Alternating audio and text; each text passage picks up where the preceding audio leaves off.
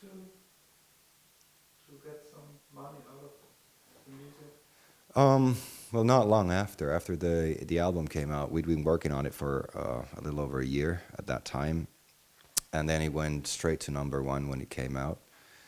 And I think the first money came like a month after. Yeah, a Yeah. month after. Yeah. So that was, congrats, boys. You can buy your own burgers now. So, Yeah. so we did buy 3 bottles of soda and pop them open and celebrate on soda. Not champagne at that time. No, definitely not.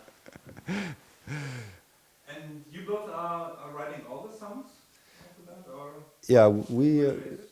Well, actually, there are three guys. The captain, who is not here at the moment. We have this circle. Yeah, this Holy Trinity.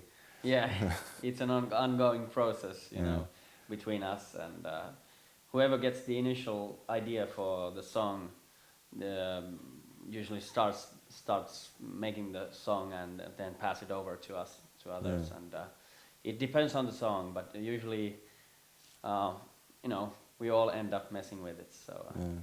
We all have our hands in the soup. yeah. And mostly the way we work is that Ollie and myself have a sort of like a acoustic version of the song with the melody, the lyrics, and then whatever you play on it. Yeah.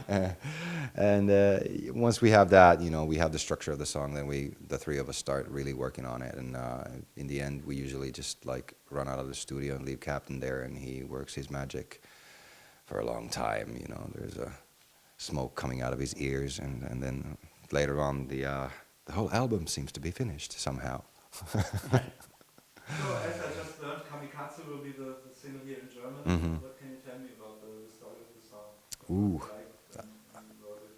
What was it like when we wrote it? That's Or what's the story behind it? I'm gonna have to think about that. These are always the toughest questions. Can you open up the lyrics a little bit? No. Tempting, but no. No, not necessarily the lyrics, maybe the atmosphere or Yeah. the idea behind it. Yeah.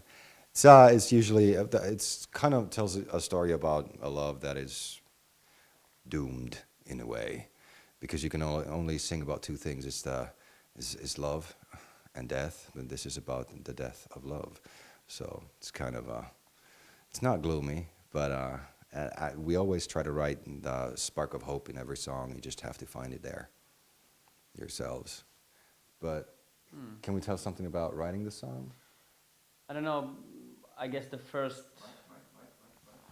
first idea came the usual. I was in my kitchen just playing the guitar, and first when I played the first notes, I thought it sounded pretty much like our previous single from the previous album, Revolution Roulette, we were making at that time, and I thought it's not gonna work. But after maybe a few months, we had tried it together, and that was something like 2009 or 2008, something like that.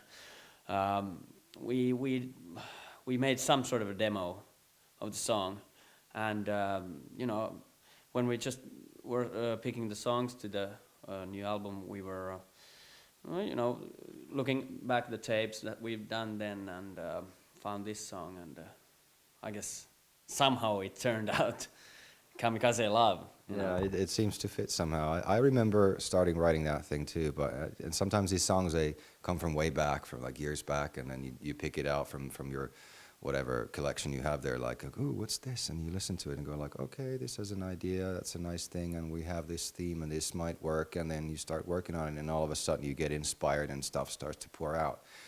And I think this is one of those songs where you sort of take an old idea from a pile of ashes and go like, and see that, oh, it glows, man, let's do this. Yeah. So, yeah. So, and as we have Cradled in Love, as some snippets of the video clip and the story about you, we have to talk a little bit about this song, which was released in Finland at home. Yeah. I saw some clips of you, not, of course not all, because time lapse.